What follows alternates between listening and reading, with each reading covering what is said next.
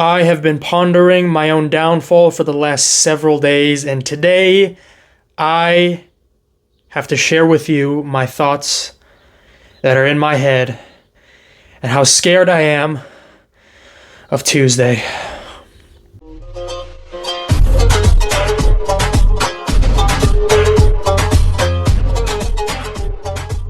Make no mistake, ladies and gentlemen, today is a very serious day, and this is a message to any Spurs fans around the world, wherever the hell you are. Listen up! In less than 48 hours, we are going to the underworld, or in layman's terms, the Tottenham HOTSPUR Stadium. You, on Tuesday, can save football. Yes, you heard it right. You can save football. You can shield the world of noise pollution for the next 52 weeks. What will you tell your children?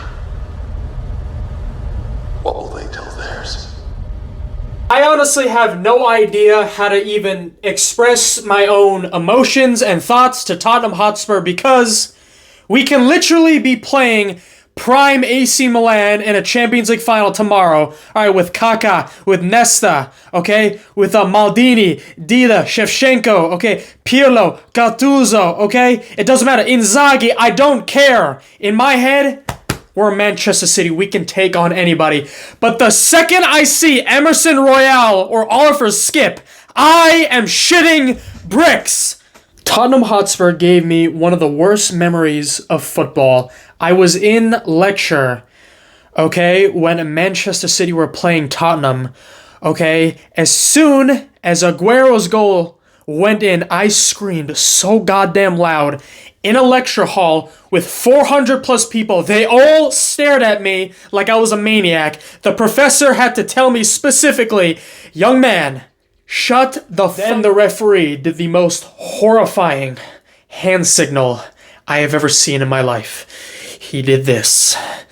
And then my dreams and my aspirations were all over. You know what? Let me give you some examples of what can happen and what you can expect for the next 365 days if you Spurs fans don't buck up. There's literally a puddle in front of my chest right now. Okay. Get straight into this. Exhibit A. Realise that they're a top side. You know what I mean? You can't be going into that comparing them to Burnley. Burnley is second from bottom in the Premier League. Yeah, and this lot are third from top in a team that's seventh tier in Europe. But the teams that are in some of those teams in that league, Sporting, for instance, who beat us last time, just to remind you, right? Benfica. You know what I mean? He's back. Discount Danny Levy is back with another bang, and guess what? He did say that. He compared FC Porto, one of the biggest clubs in the history of this sport, to Burnley. He compared Porto to Burnley. Absolute arrogance of a comparison like that, man. Porto with Burnley. Porto with Burnley. I mean, you want to know how unbiased of a fan I am? FC Porto, you could make an argument that Porto are a bigger club than Manchester City, and I would not be offended whatsoever because I know how huge FC Porto are, okay? I know how huge they were when I was a kid, and they're still a huge club now. They have so much history. And you compare them with Burnley, the arrogance, the absolute arrogance of this guy. This is just one example. This guy, I made a video of this guy last year, and how he blamed the death of the monarch herself. He blamed the death of Queen Elizabeth for Arsenal bottling the title. He blamed the Queen dying. You know, if I really wanted to torture somebody, I'd tie them to a chair and force them to listen to Doja Cat for the next 24 hours. But instead, I'll have them listen to these hot takes from aftv. Moving on, Exhibit B. Kevin De Bruyne, world class. Oh, of course he is, Robbie. When has he ever done it at international No, Robbie, level? these are crazy. No, hold on. I'm asking. Robbie, he's no, wait. world One class. second, Mark. Yeah? For his club, brilliant. When has he ever done it on a world level? How's he world class? You're world class players when it comes to these. So you're saying now De Bruyne is not world class? I don't know. Do you really want to say that? I'm putting it out there. On camera. I'm putting it out there. Is it us sometimes overhyping these guys? I mean, you're big players. Pretty sure this was filmed before Kevin De Bruyne destroyed Arsenal. I'm pretty sure. You know, anytime any midfielder in the Premier League does well, they always compare him to Kevin De Bruyne, whether it's Bruno Fernandes, Odegaard, Palmer right now, or even Szoboszlai. Liverpool fans were telling me that Szoboszlai is better than KDB. All right, Liverpool fans are saying, oh, watch out for Szoboszlai when KDB comes to Anfield. Watch out for Dominic. All that guy did was brush his hair 72,000 times in the match. He didn't do anything notable on the pitch. Kevin De Bruyne is world class. If anybody ever disagrees with that, I don't know what to tell you. and last but not least, Exhibit C. That could have been us. It should have been us. We've got lessons to learn. It should have been. What do you mean should have been? No, it should have been us. It shouldn't have been. It should have been us. It should have been us. Why? Why? It should have been us. No. They are the deserved champions. Hell no. I'm not agreeing with that. I'm not agreeing with that at all. True story, ladies and gentlemen. When I first saw a video of Ty on the internet, my friend showed me the video. I didn't really see his face. The sun had there was this glare from the sun on his phone.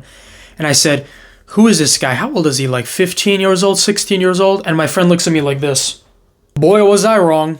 This guy's pushing 60 years old. I think he's in his 50s right now. If Arsenal wins the league, can you guys imagine how this guy's going to act for the next 52 weeks? Can you imagine that? Close your eyes. Think of a world where Ty is right. It's literally the apocalypse. To fail. This guy is ready for kickoff at the Tottenham Hotspur Stadium. He is warmed up and ready to go, as are both sets of players. They got that many injuries, they might need. We'd still lose. We would still lose. We would still. Look at that kid in the front.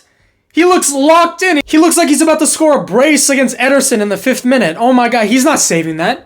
Ederson's not saving a shot from that kid. Are you kidding me? No! Okay, let's get serious for a second here. Okay, all fun and games, but at the end of the day, we are still going to be playing against one of our bogey teams. Okay, this is Tottenham's record when they beat, well, it felt like a loss. It was a 3-3 draw. It definitely felt like a loss. We hit the post like 2 or 3 times. Erling Haaland had one of the worst misses of the season at the Etihad against Tottenham Hotspur. That 3-3 thriller. I'm sure you all remember that. I'm sure you are all actually trying to get that out of your head. But still, that felt like a loss. It really did. And the thing about it is that our form has been stupendous over the last several games. That doesn't matter. This was literally the same thing last season. Our form going into a game against Tottenham, form goes out the window. Every time we play Tottenham Hotspur, it's like a Champions League final. It doesn't matter how good you are. It doesn't matter what you do. Things just don't go your way. Form is out of the question.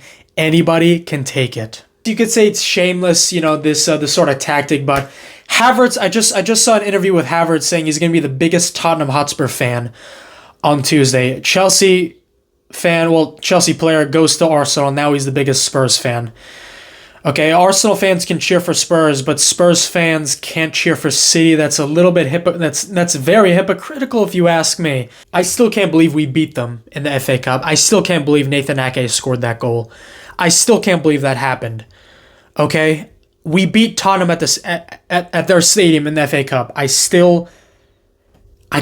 can't process that.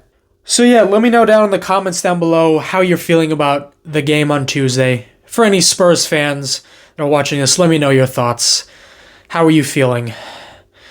Would you take a loss? Let me know. Because I gotta go take a nap and I want some good dreams. I don't want to have any nightmares. There's literally nothing we can do. We could be up 3-0, 87th minute against Tottenham. I'm not celebrating. But we need to be extra focused on Tuesday. This is going to be the biggest game in Premier League history. Yes, ladies and gentlemen, I am there. We could potentially win 4 in a row. And we have to beat our biggest adversaries ever.